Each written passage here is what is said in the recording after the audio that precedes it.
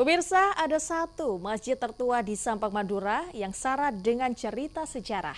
Konon masjid itu dibangun pada masa kepemimpinan Adipati Prabono pada abad ke-15 dan dibangun hanya dengan senjata tombak dari waktu tengah malam hingga menjelang subuh.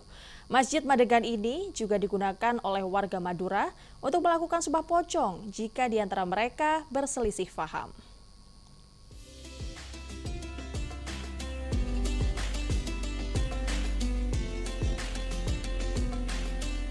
Dari kejauhan, tampak keindahan komplek Masjid Madegan yang berada di Kampung Madegan, Kelurahan Polagan, Sampang, Madura. Di area samping masjid di sebelah barat terlihat makam para sesepuh yang kini masih menjadi tempat wisata religi dan tetap terjaga rapi. Namun siapa sangka, di balik keindahan Masjid Madegan tersimpan cerita unik, yakni masjid dibangun hanya dengan sebuah senjata berbentuk tombak dan dikerjakan hanya satu malam, dari pukul 12 malam hingga azan subuh.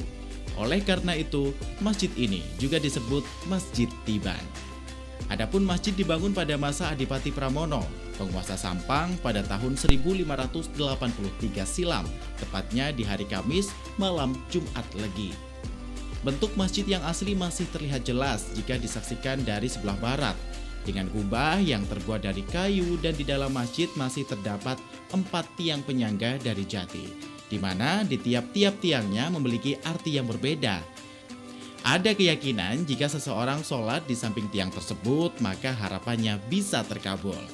Selain memiliki 4 tiang miring di dalam Masjid Madegan Sampang, juga terdapat pohon sawo yang telah mati, tersisa bonggol dan akar saja.